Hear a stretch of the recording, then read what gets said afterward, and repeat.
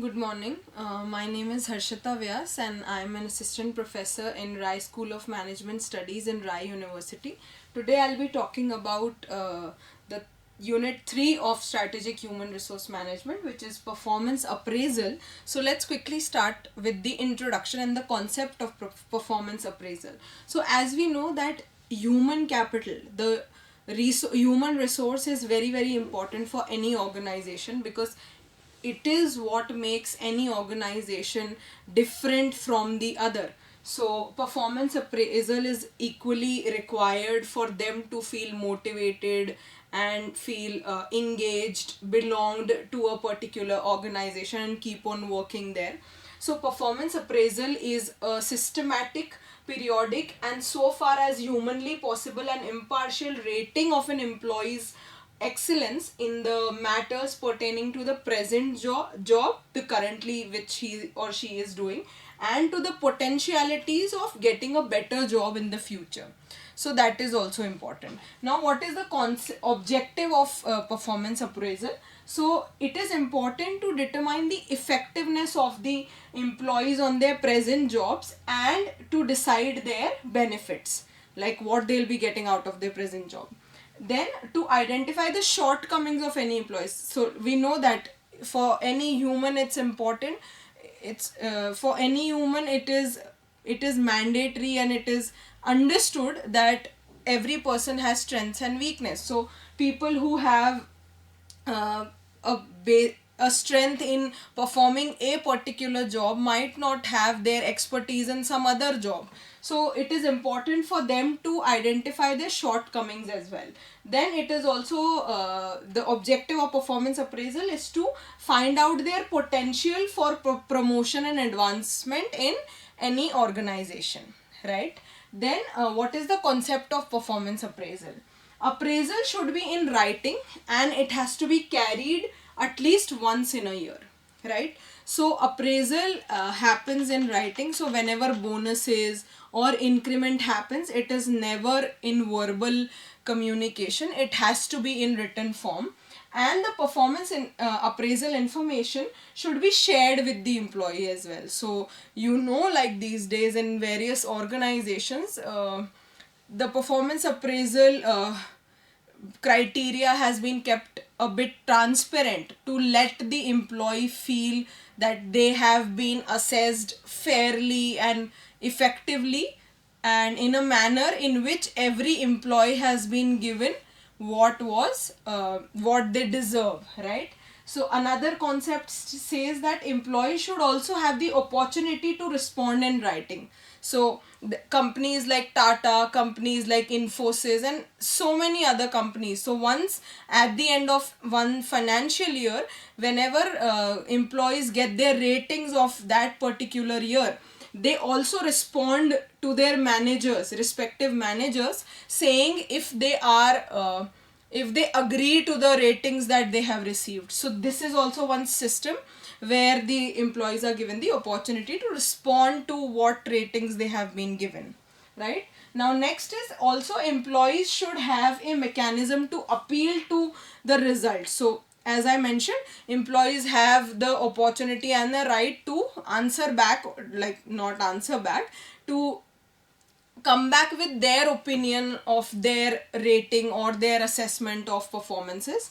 So they can also appeal to higher authorities or maybe their senior managers if they are not satisfied with their performance appraisal criteria. And also managers should have an adequate opportunity to observe the employees, because if employees are not observed enough, they might be assessed in not so productive way.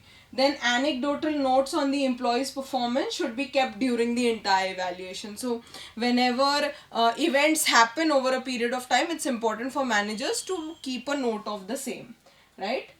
Then also the evaluator should be trained enough to carry out the performance appraisal process. And for that, various training programs already are in place in various organizations.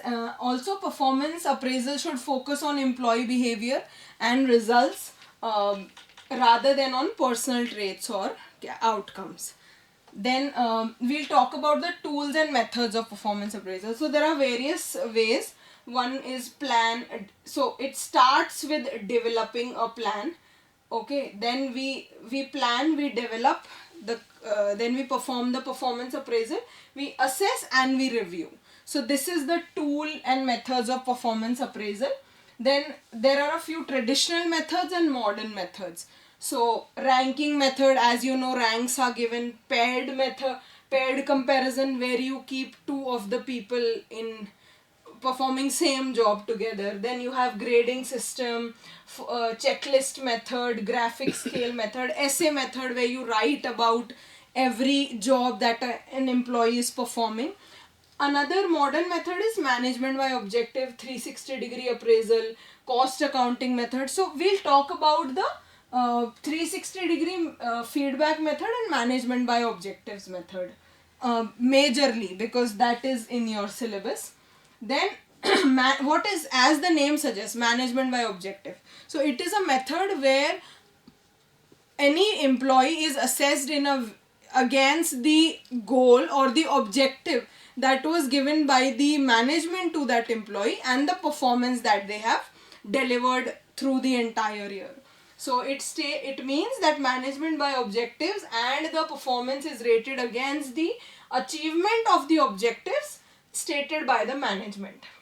Also, it has a process. MBO has a process. So establishing goals and desired outcomes that the employee would be delivering. Setting the performance standard. So person would be delivering, let's say, X results, and there is a standard Y.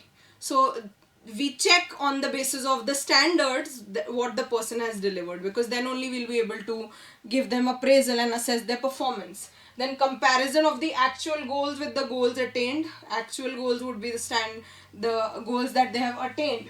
Then also establishing new goals and new strategy for future, right?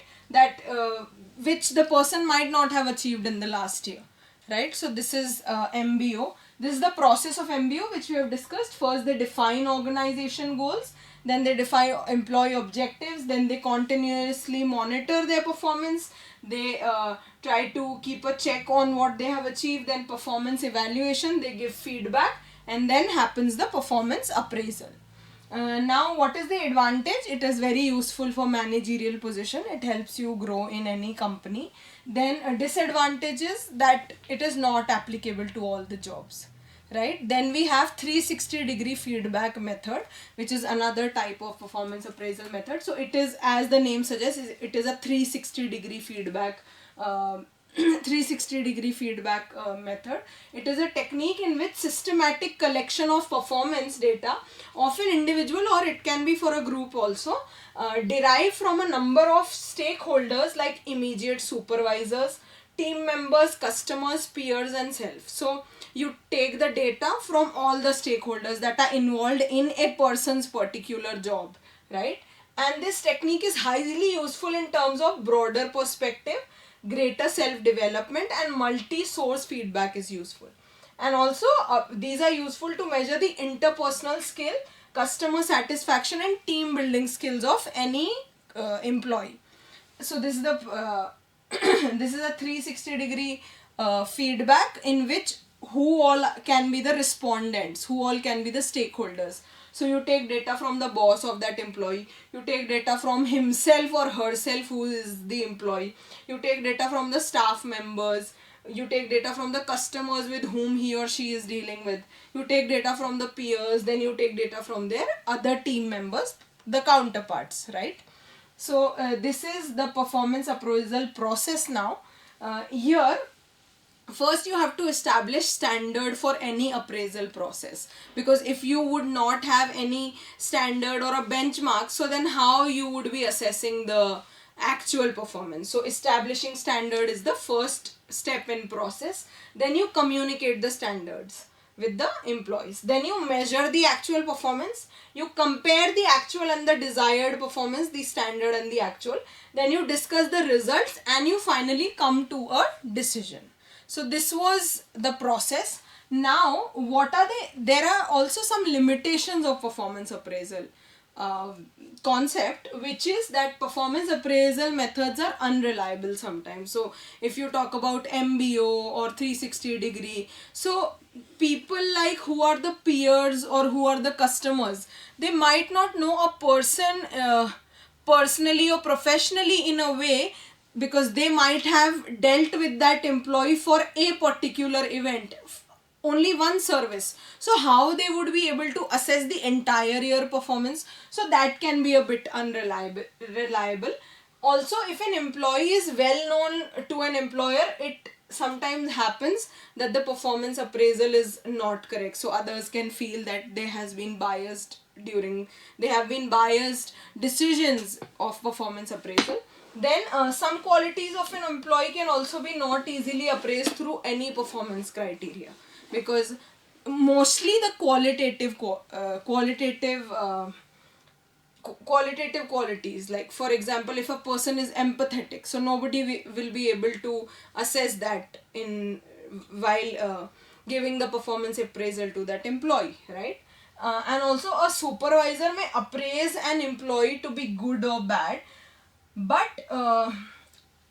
during that time they have to avoid being depleasurable to that employee, because it might lead or initiate some hard feelings or grudges between the teammates, or maybe between the boss and the employee. And also, uniform standards are not followed by supervisors during the performance appraisal. So still people are using some old or traditional methods of giving appraisal to their clients. So this was all about this topic on performance appraisal. Thank you.